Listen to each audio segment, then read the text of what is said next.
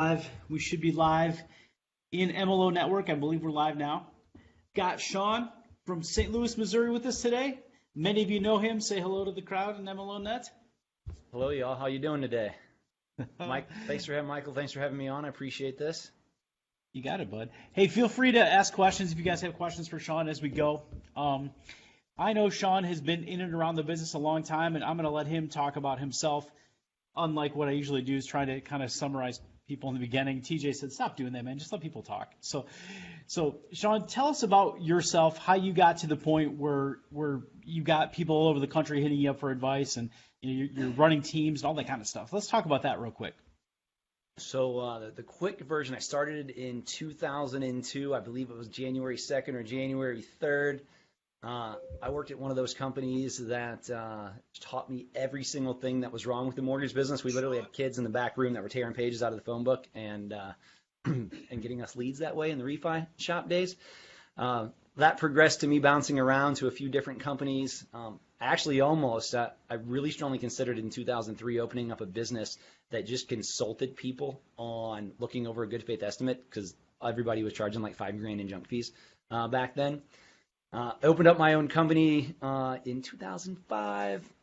Started, that ran its course until 2009, and decided that being on an island and on my own without peers and support really wasn't the way that I wanted to ride through into the future. Joined a mortgage bank at that time, and just had my 9-year anniversary. Right before I joined my company, I started to get involved in coaching, some mortgage-specific coaching. I bounced around from group to group, but I was always picking out one or two things. I remember thinking to myself a lot at the time, like, gosh, that was a waste of money. And then looking back, but man, I got this one idea that I implemented, was able to grow personally for myself. And then as I started to grow teams and branches, really realized that one great idea, how many people that it could affect, and started to really grow that way. Met some other awesome people inside of the mortgage industry that, some of my absolute best friends right now. I tell everybody this, it's very cliche, but if you're looking around at the 5 people that you spend the most time with, and they're losers, and it's time to upgrade your circle of friends. And more than ever, especially in our mortgage world, we really, really need to be doing that. We need to be plugging into people who are elevating us and not holding us back for into the old bad habits, because this whole mortgage world in 2019, 2018 has changed a ton, and we're going to see that again in 2019. I mean, depending on which stat you read, the Mortgage Bankers Association says 25% of our industry is gone by this time next year. And I just saw something in Chrisman a few weeks ago, I think it was, that he said 30 to 40% of our industry is gone by this time next year. And Michael, you and I were talking about before we were chatting on this, and the things that got us to the point that we're at right now are not the things that are going to carry us through in 2019. What we thought was great in 2016 probably isn't average today to run our business, to generate leads, to do the things that we need to do to propel ourselves in our career forward. So, yeah, I think you said, in fact, you talked a little bit about Tim Brahim and some of the things that we fall into habits as LOs, like, oh, I close on time, I got great service, and maybe you can share some of those thoughts. How you said that was a light bulb moment when Tim asked you, do you want to be good or great? Something like that, right? Yeah. So it was 10 or 12 years ago that I was watching something that he was doing. And Tim was at least one of the first guys that I saw that kind of put out the perfect loan process. And he asked everybody at the beginning of the presentation, hey, write this down for me right now before you see anything. And it's like, do you want to be good or do you want to be great? And I was sitting in a room, maybe 6 or 10 loan officers, and he goes through his whole 70-step process, lays it out. And at the end, he's like, okay, you all sit down and share. What did you write down? Man, and like, I think 2 of us in the room wrote down that we wanted to be great. And everybody else said, man, if I'm good, that's good enough. And 10 years ago, 12 years ago, I mean, 5 or 6 years ago, good enough probably was there. Shoot, maybe even in 2017. But the margins are different now. The competition's different now. You know, Zillow's entered the mortgage business. You know what I find is interesting is people are always talking about, and maybe you heard me do this on other calls, but people are always talking about secrets. And I'm like, man, it's the information age. There's very few secrets in the information age. Like if you're smart and you're good at business, you can find the information. It's not hard to find, or maybe just pay a few dollars for it. And you know, TJ Barker and I run some programs, you run some programs, and we always go back and forth on it. Like I can give people information all day long, but it doesn't matter unless they make the decision. Like you said, they make the decision to be great. And yes, they're going to need some support and coaching and hand-holding. But the people that make that decision end up finding the info, whether they're finding it from you or Google or somebody else. I mean, it's not this big secret out there. It's what's inside of them. Would you agree with that? 1,000%. I mean, people hold these secrets like they're absolute gold. And for you or me, they may be. But what percentage of loan officers, of any salesperson, actually uses the keys to the kingdom when you give them to them? Mm-hmm. You know, 2%, 3%. So we relish and cherish these things to the end of time when, you know, if we did share them and we made the industry better, then it only propel all of us forward, and it would have those of us like you and myself who are going to be here in 5 and 10 years, it would only get the other people out of the industry quicker. You know, you made me think of something. So I'm a mortgage banker. Irrelevant, but it's part of my story. So a month or so ago, an old acquaintance from Florida, again, I'm in Missouri, messaged me, and she's like, hey, you know, I got a referral for you. So some family member was going to be moving to St. Louis or buying a home in St. Louis, and got a lead for you. Hey, by the way, are you a banker or a broker? And, you know, said I'm a mortgage banker. Didn't hear back from her for a day. Followed up again. She's like, yeah, so sorry about that. Don't take this offensively, but I only refer to independent mortgage brokers. And I did send her a response back, and I was just like, hey, that's totally respect that. You can do whatever you want to do with your referrals, but I hope you realize that we're all in this together. Because like we were just talking about, I mean, Zillow's coming, Amazon's coming, Quicken's here. Guaranteed rate looks like they're going to go direct to consumer and cut out all their loan officers potentially based on like what their marketing is. If those of us who are working at small and mid-sized companies don't help to make each other better, like that's the best thing that any of these big companies can have, is us fighting against each other instead of us working to be better together. I 100% agree with that. Now, one thing I know we started talking about, and we talked about before the call, was what specifically do we see LOs doing that just is a waste of time and isn't working?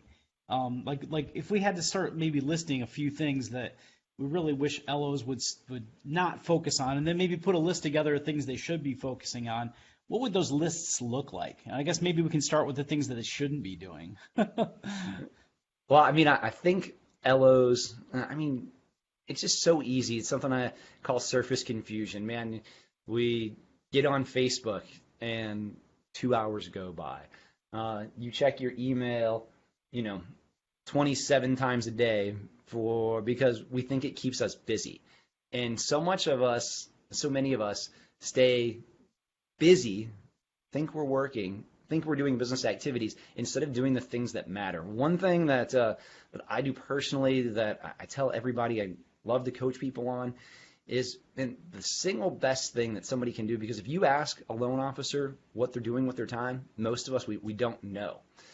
So, man, going to CVS or Walgreens and getting a 79-cent notebook and writing down all the activities that you do in a 5-day period, and then really sorting those activities out, like what's income generating, what do I like doing, and how much time did I spend doing it, will really give any of us a good idea of how we're spending our time and how we can do it more efficiently.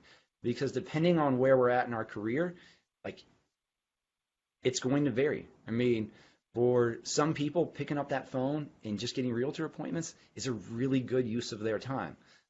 Meeting agents one-on-one, meeting groups of agents, recruiting loan officers, depending on where you're at, those activities change for you.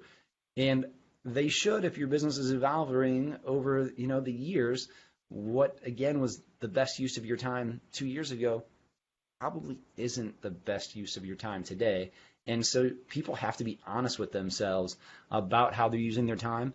And, one of the things that I do and how I kind of work my personal goals, my business goals, all my life goals is living inside of this thing called a season, where nothing I invented. Many CEOs and entrepreneurs have written books on this, but living inside of a 90-day cycle. So I live inside of a 12-week cycle. I have an outcome that I set for 90 days from now. I have an 8-week benchmark, a 4-week benchmark, and that helps me move myself forward towards hitting those bigger goals, because when I'm breaking them down into 90-day increments, I can really, it's a whole lot easier than having a 12-month goal. Nothing wrong with having a 12-month goal, just much more attainable to break it down systematically. I like that. I had gone to a training seminar with a speaker in Metro Detroit. It's more of a real estate lender type motivational speaker. The guy does really well. And he sat there in class and asked us all, like, what was the number one book that we had to read in 2018 or 2019. And we all throw out all these answers, and at the end he tells us we're all wrong. He's like, the number one book you guys need to get is really cheap, and it's a blank book. It's a journal. And he shows a picture of his house where he's got 35 journals. Like, over the last 20 years, every night he writes down his life and his business lessons in 1 to 2 paragraphs. And he's like, every month I go back and I look at what I learned, and then I make decisions as to which direction I'm going next. I'm like, that's genius. We all know these things, but sometimes we need somebody to stand up there and say, hey, look at my pay stubs, look at my W-2s, look how much money I make. Look at this simple activity that I can attribute a lot of my success to, and it's the self-evaluation. I'm going to go throughout the day. I'm going to pay for coaching. I'm going to call other people. I'm going to do all these things to learn. But unless I really pay attention to what's most important and analyze it and change the direction of my ship from time to time, I'm not really growing. And, to me, that was a huge light bulb moment. I went out and I bought like 2 journals, and I literally just started in the last couple of weeks. But it's been a really good activity for me to focus on what do I really need to be doing. And I already realized, like, there's points in the day where I'm completely, just like you said, wasting time on things that I know are not income-producing activities or that I need better systems for. So I like the word systems. I know we talk about that a lot. Let's, I guess, maybe go into things LO should be doing. So I threw one out there. Maybe you can throw a few other good things out there that people need to add to their calendars or their task lists or their planning. So we know First we got of all, seasons. That was a fantastic idea for people to be able to journal every day. That's killer. I love that. I saw you post that a week or 2 ago, and it wasn't me. Somebody stuff. else telling me. So a guy who makes a ton of money tell me, like, you got to do this, dude. I'm like, all right. That's, again, like we were talking about these secrets. Most of the things inside of our industry are not like something that you or I personally developed from bottom up. We've done a really good job of hearing and taking from the best of the best, and then disseminating that out and helping others along the way too. So automation. Like, everybody in their business needs to have automation. The number of LOs that don't have a CRM is still staggering. The CRM that's the best is, the one that you implement, the one that works for you.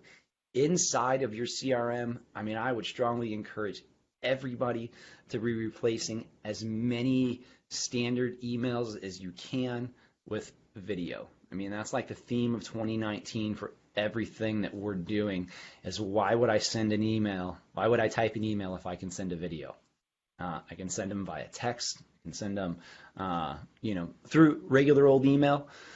You type an email to somebody that you need something. If they're in a bad mood, they read that, and probably like you're barking at them that they need something. But you were just in a good mood. Say, hey, this is all that we need to finish your loan.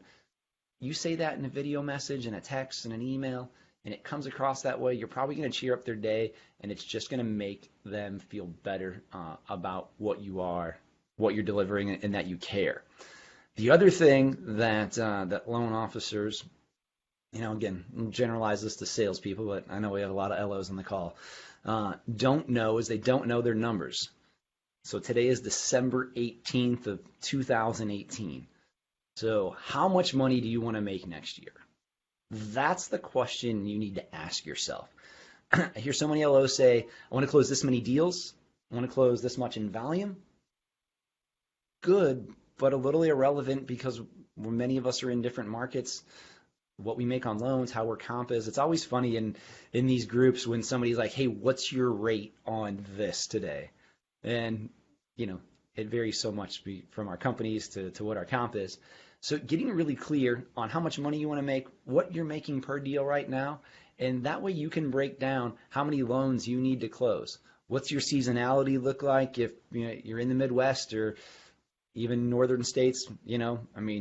Business personally is, we have 9 really killer months a year and 3 months that are so-so. That January, February is always light in our market. Just is what it is.